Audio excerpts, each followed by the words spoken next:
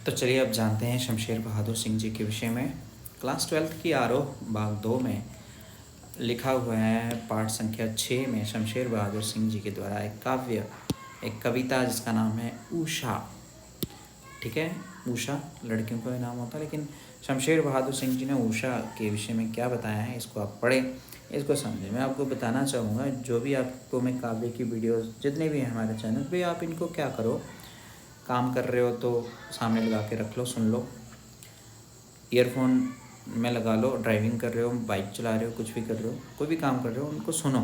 तो आप इन्हें सुनेंगे तो आपको थोड़ी थोड़ी सबसे पहले समझ आएंगी, फिर उनको डिटेल में जाओ, कोई एक शब्द पकड़ लो, फिर उसको जानो। तो ये तैयारी करने का एक तरीका है।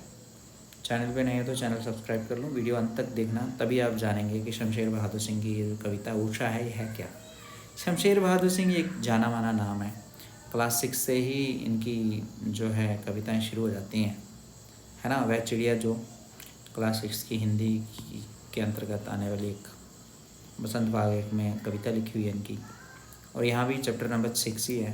13 जनवरी सन 1911 को देहरादून उत्तर प्रदेश, जो कि अब उत्तराखंड में है, वहाँ इनका जन्म हुआ है शमशेर बहादुर सिंह जी का, 13 जनवरी को। ठीक है, और प्रकाशित इनकी रचनाएं हैं, कुछ कविताएं हैं, कुछ और कविताएं।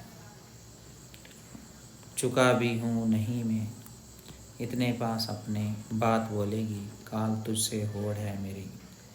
काल समय है ना, तुझसे होड़ है मेरी, तू आगे चलता है या मैं चलता हूँ, इस तरह से। उर्दू हिंदी कोश भी इन्होंने लिखा हुआ है, उसका संपादन किया। और सम्मान साहित्य अकादमी था, कबीर सम्मान सहित अनेकों पुरस्कारों से सम्मानित। वाकई में बहुत बड़े कवि हैं। निधन इनका सन 1993 अहमदाबाद में हुआ है। जन्मे ये देहरादून में है और निधन इनका गुजरात में जाके हुआ है, अहमदाबाद में। तुमने धरती का पद्य पढ़ा है, उसकी सहजता प्राण है। उसकी सहजता क्या है? प्राण। खुद को उर्दू और हिंदी का दुआब मानने वाले शमशेर की कविता एक संधि स्थल पर खड़ी है। ये संधि एक और साहित्य, चित्रकला और संगीत की है, और दूसरी ओर मूर्तता और अमूर्तता की तथा ऐन्द्रिय और ऐन्द्रियतर की। विचारों के स्तर पर प्रगतिशील और शिल्प के स्तर पर प्रयोगधर्मी कवि शमशेर की पहचान एक बिंबधर्मी कवि के रूप में है। उनकी ये बिंबधर्मिता शब्दों से रंग, रेखा, स्वर और कूची की अद्भुत कशीदाकारी का मादा रखती है। उनका चित्रकार मन कलाओं के बीच की दूरी को न केवल पाटता है बल्कि भाषातीत हो जाना चाहता है। उनकी मूल चिंता माध्यम का उपयोग करते हुए भी बंधन से परे जाने की है। ओ माध्यम, क्षमा करना कि मैं तुम्हारे पार जाना चाहता हूँ। कथा और शिल्प दोनों स्तर पर उनकी कविता का मिजाज अलग है। उर्दू शायरी के प्रभाव से संज्ञा विशेषण से अधिक बल सर्वनाम, क्रियाओं, अव्ययों और मुहावरों का दिया है। उन्होंने खुद भी कुछ अच्छे शेर कहे हैं, जैसे सचेत इंद्रियों का ये कवि जब प्रेम, पीड़ा, संघर्ष और सृजन को गूंद कर कविता का महल बनाता है तो वह ठोस तो होता ही है, अनुगूंजों से भी भरा होता है। वह पाठक को न केवल पढ़े जाने के लिए आमंत्रित करती है बल्कि सुनने और देखने को भी। प्रयोगवादी बहुत बड़ा शब्द है हिंदी साहित्य में। प्रयोगवादी 1943 से प्रारंभ कविता शिल्प संबंधी बहुत से प्रयोग लेकर आई। नए बिंब, नए प्रतीक, नए उपमान कविता के उपकरण बने। यहाँ तक कि पुराने उपमानों में भी नए अर्थ की चमक भरने का प्रयास प्रयोक्ता कवियों ने किया। अपना आस पड़ोस कविता का हिस्सा बना।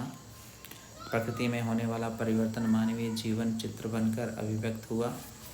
प्रस्तुत कविता उषा सूर्योदय के ठीक पहले के पल परिवर्तित प्रकृति का शव चित्र है।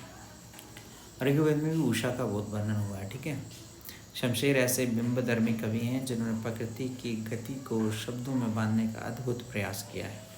ये कविता भी इसका उदाहरण प्रस्तुत करती है। कवि भोर के आसमान का मूक दृष्टा नहीं है, वह भोर की आसमानी गति को धरती के जीवन भरे हलचल से जोड़ने वाला सृष्टा भी है।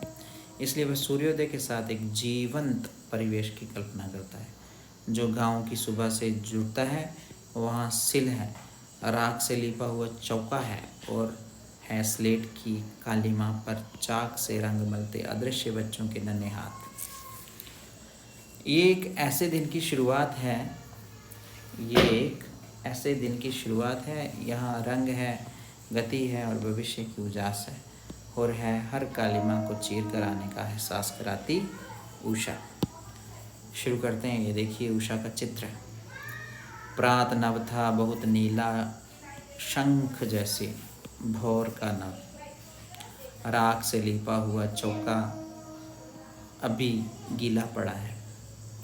बहुत काली सिल जरा से लाल केसर से कि जैसे दुल गई हो, स्लेट पर लाल खड़िया चाक मल दी हो किसी ने, नील जल में या किसी की गौर जिलमिल देह जैसे हिल रही हो, और जादू टूटता है इस उषा का अब सूर्योदय हो रहा है। जादू टूटता है इस उषा का अब सूर्योदय हो रहा है।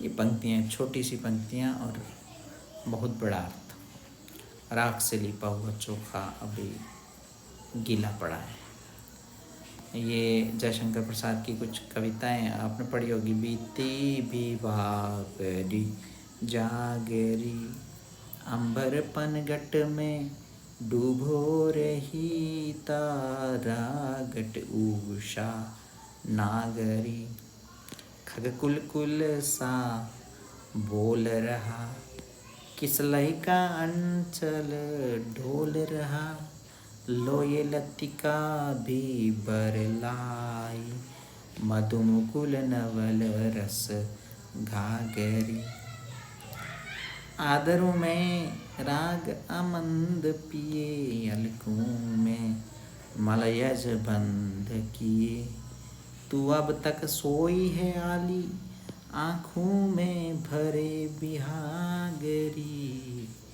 बीती भी भाभरी जागरी। जयशंकर प्रसाद जी की लिखी हुई कविता है। और एक सच्चिदानंद हीरानंद बादशाह जी की भी लिखी हुई एक कविता है। वो कुछ इस प्रकार से, भोर का बाबरा हेरी पहले बिछाता है आलोक की। तो ये कुछ कवि हैं जो भोर के विषय में, प्रातः काल के विषय में लिखने में बहुत दिलचस्पी रखते थे। हीरानंद बादशाह अज्ञे जिनका नाम था, इन्होंने भी लिखा हुआ है। कैसे लगे आपको वीडियो? लाइक कीजिए, शेयर कीजिए बाकी तक भी, और चैनल को सब्सक्राइब कर लीजिए, ठीक है। ये मैं आपको बार बार कह रहा हूँ कि जितना बार आप इन्हें सुनेंगे उससे आपकी पढ़ने में जो क्षमता है उसका प्रोन्नति होगी, डेवलपमेंट होगी। अधिक से अधिक जानेंगे।